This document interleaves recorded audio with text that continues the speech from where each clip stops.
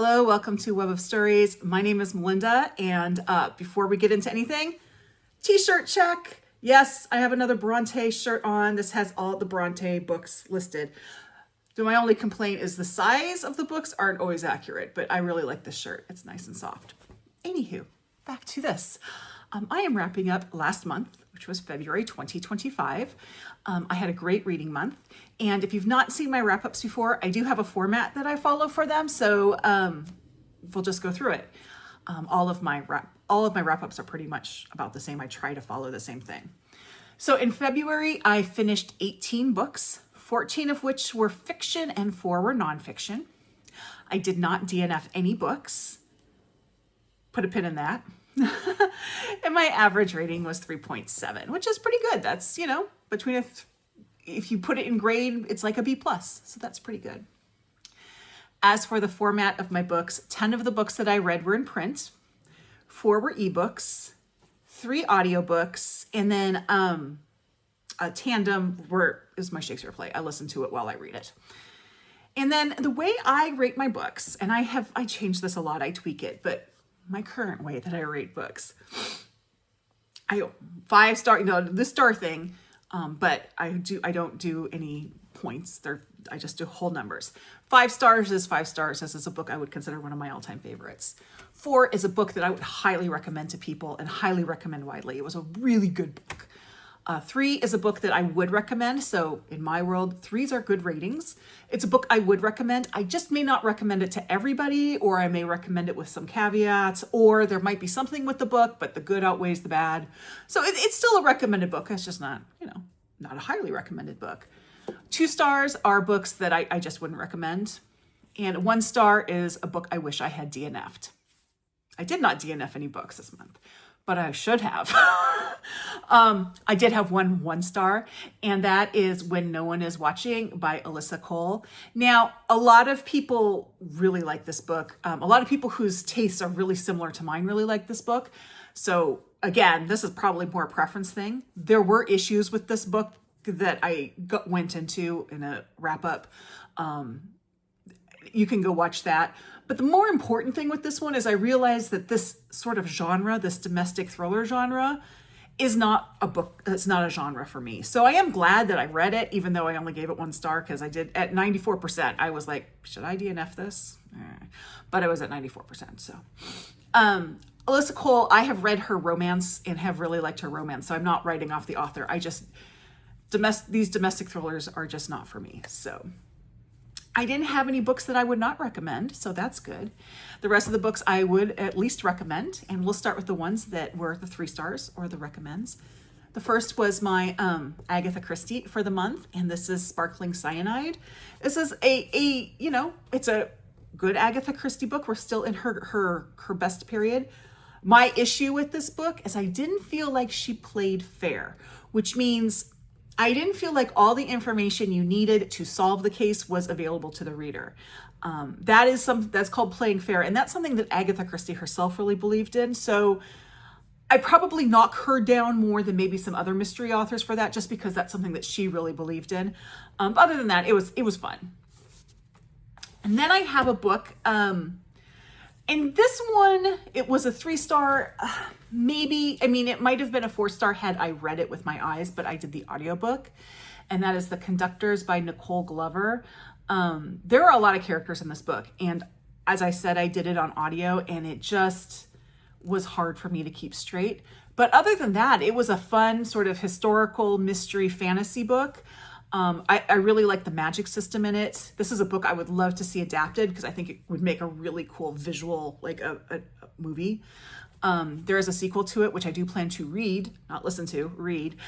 So while it is 3 stars, it's probably more because I did the audio, which isn't a bad narration. It's Bonnie Turpin narrates it. It's not bad. It just, that book I think is better read than listened to.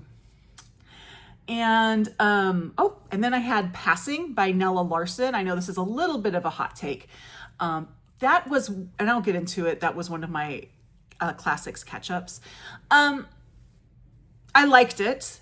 It was definitely a book that I didn't really feel like I was appreciating until it was all over, which is fine. That's fine. But probably the reason why it's a 3-star and not a 4-star is there's something with Nella Larson's writing style that for me is a little bit hard. There were several times where I had to stop and reread sentences over and over again to really kind of understand what she was saying. I don't think that means it's a bad writing style. I think it's just one that doesn't mesh well with me. But, you know, it's a pretty short book. I think it's an important book to read. I still would recommend it. For me, the writing style wasn't ideal. And then I had an audiobook. I'm not going to say too much about this one. That's The Black Utopians, Searching for Paradise in the Promised Land in America by Aaron Robertson. I am not doing the BookTube prize this round. I learned last year I shouldn't do the first round because of spring break. I don't get the full time to do it. So I'm going to start next round. However, this book is in the running for the BookTube prize. And I kind of saw it when the announcement video went out, and this was one of them, and it sounded interesting. It's possible that this will come up later in the BookTube prize, which is why I'm not saying that much about it other than I'd recommend it. There we go. And then I had The Ministry of Time by Kaliane Bradley. This is a kind of science fiction romance-ish book. I do say ish. I have heard very mixed things about this. Upon reading it, my take on it is if you're really into science fiction or you're really into romance, you're not going to like this book because it just seems that the people who really like those genres, like that's a genre that they really like and they read a lot of, this isn't going to hit it right.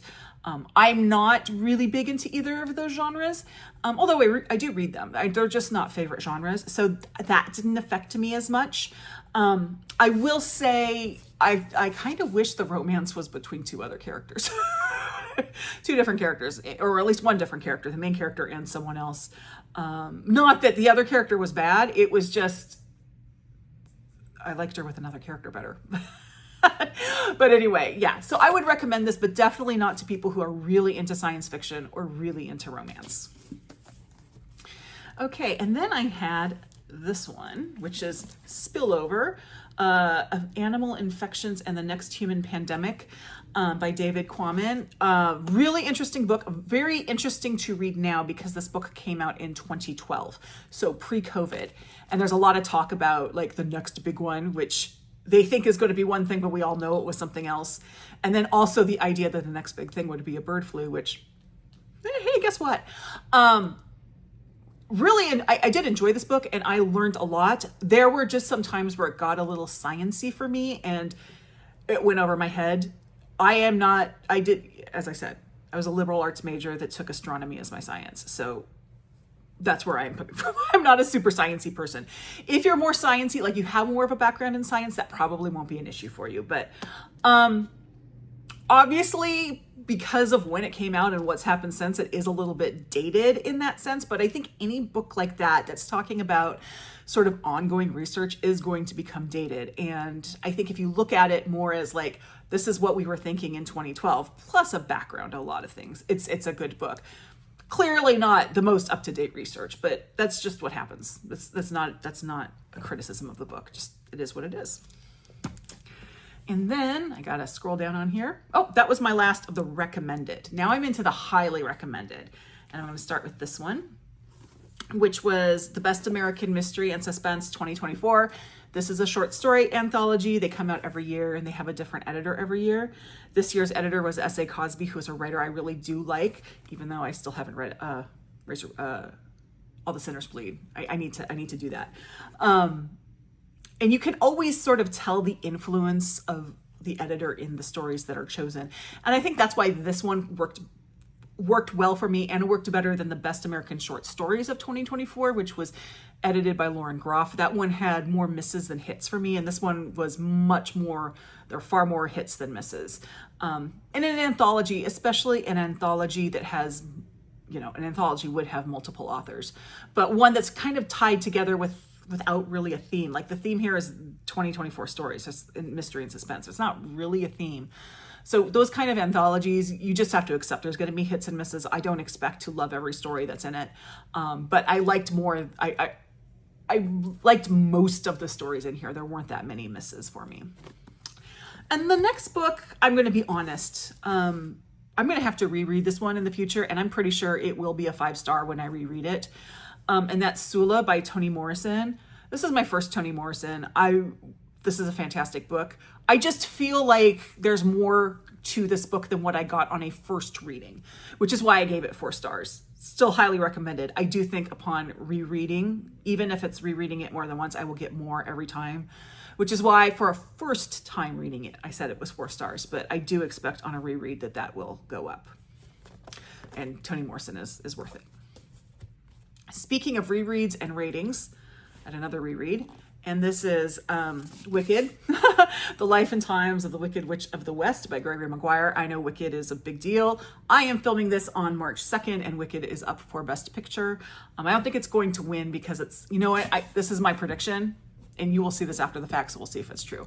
I don't think it's going to win many awards other than maybe like costume and stuff like that, because it's one of 2. Usually they save those bigger awards for the second movie. So I think, yeah, they got the nominations, but I think you're going to see a lot more wins next year. That's just my take. Anyway, that has little to do with this book because the movie / musical and the book are very, very, very different. This is a reread, as I said. I read it when it was released 30 years ago, and I hadn't read it since, and I loved it when I first read it. It was the first time I had seen that sort of, retelling a well-known story that way by taking, a secondary character and developing it or whatever. Upon a reread, I did bring it down to like a 4 star, so still highly recommended. Part of that, I think, is because the novelty has kind of worn off a little bit of the retelling. Also, this is a book, and this probably is an argument for making it a 5-star book, but it is a very political book. And I might not have been in the best mindset, honestly, to reread it at this point. If I reread it again at some point in the future, it might be a 5-star book. I don't know. We'll see, but that's where I am with Wicked. And now I have one that I don't have with me. This was a library book, and this is a debut novel, which I do highly recommend. Grown Women by Sarai Johnson. This is an intergenerational mother-daughter story. I think we're going to see a lot of really good things from Sarai Johnson. I think her writing was excellent. She did a great job with the characters. There were some debut issues with it, but nothing big. This is definitely an author that I'm going to want to follow. If you don't, I know there are people for reasons, very valid reasons, don't like to read the mother-daughter or parent-child intergenerational thing for the reasons, and that's all valid. But if you don't have an issue with that, I would highly recommend this book because it is really good. Just some little things in it just little things. But I really liked it. Sarai Johnson, if you're looking for an author comp for her, I would say Britt Bennett. She is very much like Britt Bennett. So, okay. And then I had an author, not a debut author, an author I've read quite a bit of, and that is The Bookstore Keepers by Alice Hoffman. This is a standalone it's not a standalone short story. It was a short story that was released as an Amazon Kindle. I thought it was the third in a trilogy, but apparently there's going to be more because there's another one coming out in a couple months. It's just a delightful little story with characters that we followed through 3 stories now. 2 sisters who run a bookstore on an island in Maine. It's the Once Upon a Time bookshop. This one dealt a lot with grief. I thought it was really beautiful. I would just say you don't want to start with this. You really do want to read this one in order, this series in order. And I believe it starts with the Bookstore Sisters and then the Bookstore Wedding and then the Bookstore Keepers, but don't quote me on that. There you go. So yeah, it took me like 30 minutes to read. It was quick. And then I have an audiobook, which is Black AF History, the Un-Whitewashed Story of America by Michael Harriot. I just recently finished this and really liked it.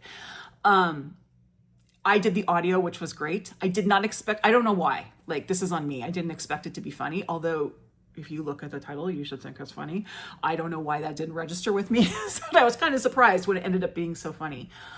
I will say it will challenge you, especially as a non-Black person, someone who's not in that community. This will challenge you, this book. And I think if you have issues with being challenged on that, don't read this book.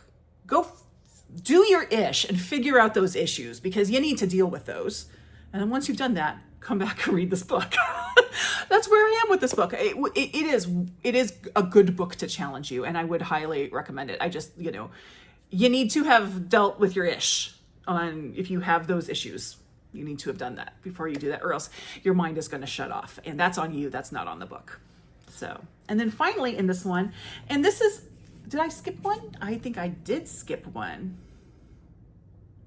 I skipped one. I skipped this one, Much Ado About Nothing. So this one I did a whole video on. I will link it down below. It's a little fluffy, but it was still fun. Okay, now this one I did say that I would talk more about in this video because I finished it after I filmed my weekly wrap-up, which I filmed on February 28th. So this is Martita, I Remember You, or Martita Te Recuerdo. And this is a novella by Sandra Cisneros. Depending on which way you read it, it's in English or Spanish. Maria Andrea at Books and Bocadillos recommended this to me. And it's just wonderful. It starts with a woman who finds these letters from friends she had when she was a young adult living in Paris. And it goes through those letters, and it just captured that feeling of being that age and starting out on your life and the things that you deal with then and where you are now and just the friendships you had then. And I loved it. It was like a warm hug that I really needed. So I do recommend this one, and it's super short. In this book, it is 51 pages. So I think I read it in 40 minutes.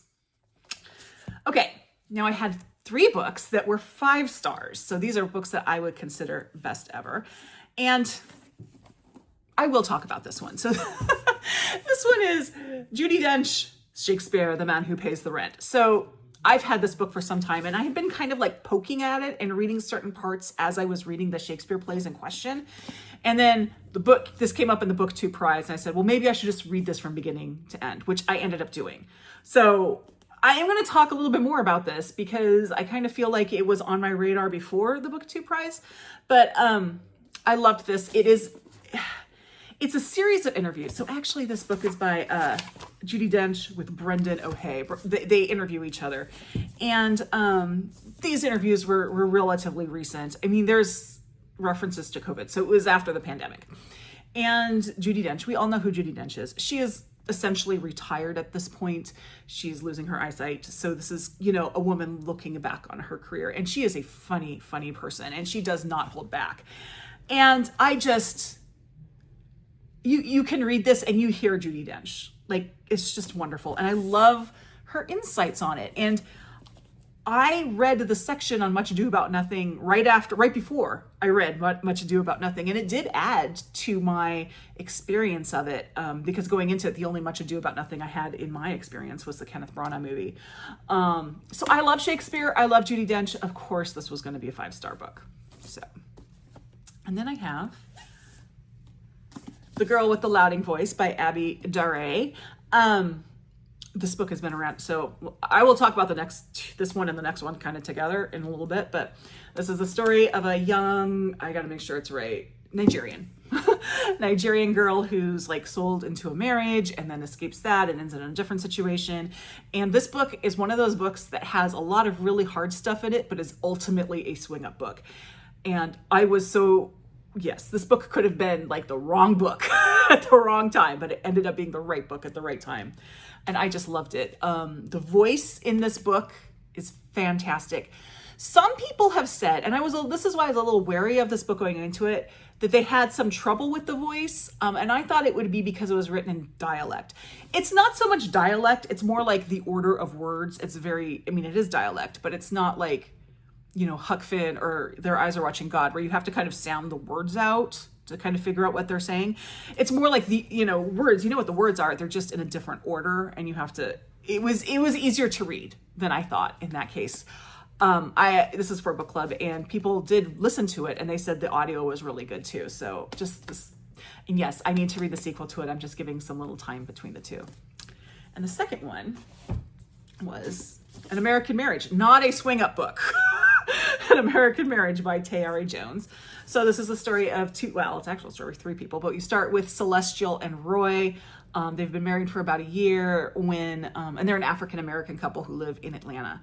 They go to Roy's hometown in Louisiana, and an incident happens that Roy is innocent, but he is convicted. And so he's sent to jail. So we have this whole section. First part is like he's incarcerated and she's not, and what happens during that time. And then you have what happens when they get out. Oh my gosh. I was like through the emotional ringer with this book. Oh, wow. This is the first Tayari Jones I've read. It will not be my last, because fantastic. This could have, it just, the whole like last part of the book is so expertly written. It just blew me away. So I'm going to, a little something about both of these books. These are both off my self-destruct list. So these are among the oldest books that were on my bookshelf. They've been on my bookshelf for 5 years. I've had 2 5-star books on my bookshelf for 5 years that I hadn't read. I'm a little mad at myself with it, although I did really enjoy the reading. This was a book club and this was a buddy read, and I'll get to that again. I enjoyed the experience, but I'm also mad at myself that I for 5 years, I had these 2 5-star books on my shelf that I didn't read. So that's everything that I read. Now we're going to read-alongs and events. And this month was Black History Month. And in the past, I've like, oh, maybe I'll read 1 or 2, you know, whatever the Heritage Month is. This year, because of actions that are being taken by the current administration in the United States that's sort of against these things, I'm really trying to celebrate that a bit more. So my goal was to read at least half of my books by Black authors, and I hit that. So 9 of the books I read this month were by Black authors. So I read Passing by Nella Larson, which is a classic. The Girl with the Louding Voice.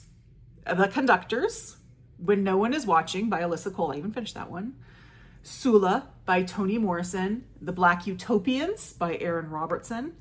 Grown Women by Sarai Johnson. Black AF History by Michael Harriot. And American Marriage by Tayari Jones. So I'm really happy with that 50% mark.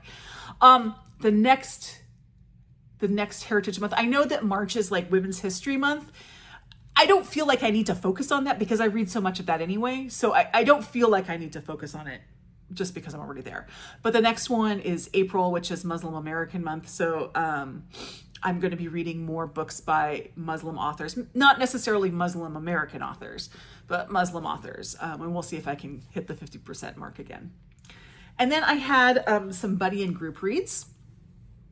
The first one was Passing by Nella Larson. This was part of my classics. It was the first book in my classics catch up for the year. And I read this with my Discord group. My Discord's down below if you'd like to join. And then I did a buddy read of The Conductors with Katie Sykes. So that was really fun. It was, again, I wish I had read that instead of listened to it. I do think that in this particular case, it made it harder to do a buddy read by listening to it. Although Katie's great. It is nothing against Katie. It was the book. I have done one other book. I did That Librarian that I buddy read with Michael Clark a few months ago. I did that on audio, but that was a very different kind of book. I just think with this one, it would have been better to read. And then I buddy read The Ministry of Time, which I would hold up, but it's at the bottom here. There we go. The Ministry of Time with Bookish Best Friend. In my weekly wrap up, I told the whole story about this book. Not the whole story of the book, but of me getting the book and the buddy read. I don't need to rehash that. So yeah, got that one. And then I did, with Priscilla at Evening Reader, we did a buddy read of An American Marriage. And I am really happy that I did a buddy read of this one because it was so emotional and it was really good to have someone to talk it through with as I went. And, you know, Priscilla's great. If you haven't checked out her channel, she's tagged below. Great buddy read.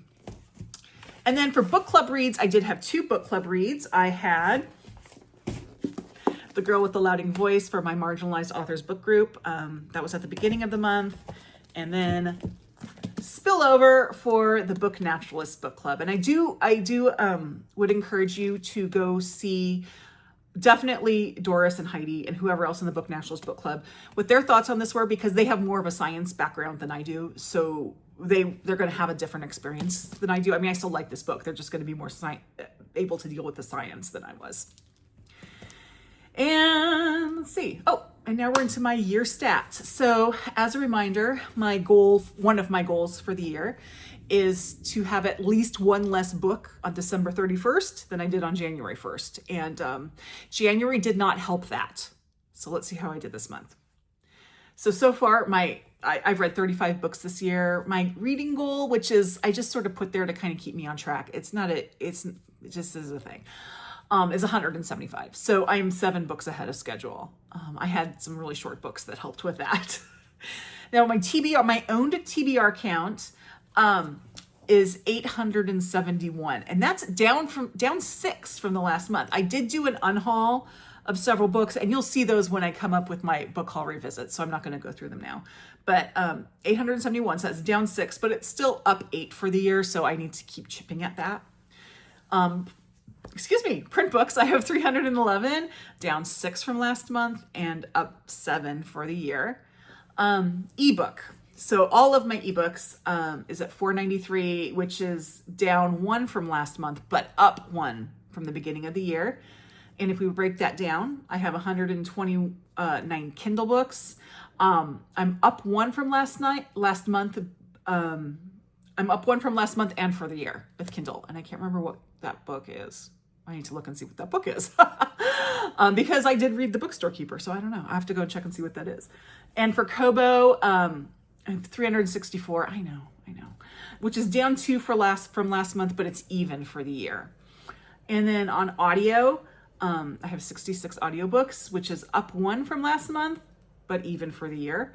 And Audible, I'm at 15, but that's no change from the beginning of the year. In Libro, I have 51, which is up 1 from last month, but even for the year. And I'm not that worried about it because the 1 is up. With audiobooks, it used to be I would get my credit at the beginning of the month and I'd get an audiobook. Just boom, boom.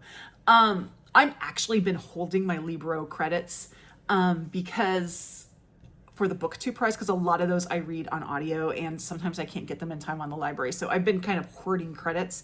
And the Libro audiobooks that came into my collection this month were both on sale, so I didn't use credits for them. And one was Black A of History. So I read that one. It's okay.